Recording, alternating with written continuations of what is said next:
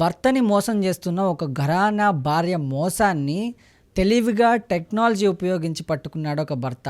అసలు ఏం జరిగిందంటే, బెంగళూరులోని ప్రముఖ సాఫ్ట్వేర్ కంపెనీలో పనిచేస్తున్న ఒక యువతికి సేమ్ కంపెనీలో ఉన్న ఇంకో అబ్బాయితో మ్యారేజ్ అయిందనమాట. అది కూడా ప్రేమించి పెళ్లి చేసుకున్నారు. ఈమెకి వీళ్ళు ప్రేమించి పెళ్లి చేసుకోకముందే ఇంకో వ్యక్తితో ప్రేమాయణం ఉంది. సో ఇది తెలుసుకున్న భర్త అడిగితే వాళ్ళిద్దరి మధ్య గొడవలు స్టార్ట్ అయ్యాయి. ఇంకా ఏమైందంటే, ఈమె శాలరీ సరిపోక భర్త దగ్గర ఉన్న శాలరీని కూడా ఈమె అడిగి తీసుకునేది.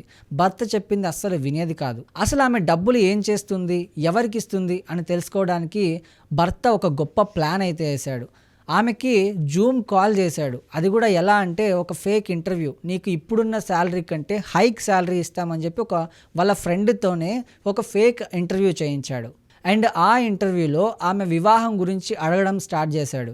అండ్ ఆ ఇంటర్వ్యూలో వాళ్ళ ఫ్రెండ్ని వివాహం గురించి అడిగి తెలుసుకోమన్నాడు. ఆమె వివాహం గురించి అడిగితే ఆమెకి ఆల్రెడీ 2 పెళ్లిళ్ళు అయినట్టు, ఫస్ట్ హస్బెండ్కి విడాకులు ఇచ్చి 2వ పెళ్లి చేసుకున్నట్లు తేల్చి చెప్పింది. ఇది విన్న భర్త షాక్ అయ్యాడు. ఆమె మాటల్లో నిజమెంత తెలుసుకోవడానికి ఆర్టీఐ అప్లికేషన్ ఫైల్ చేశాడు. ఆధార్ కార్డులో నిజమెంత అని తెలుసుకోవడానికి ఆర్టీఐ ఫైల్ చేయగా నిజాలు బయటకు వచ్చాయి. ఆవిడ పేరు మార్చుకోవడానికి అఫడమిక్ ఫైల్ చేసిందని, ఆ తర్వాత మరో పేరుతో ఇంకో వ్యక్తిని మరో వివాహం చేసుకుందని తేలింది.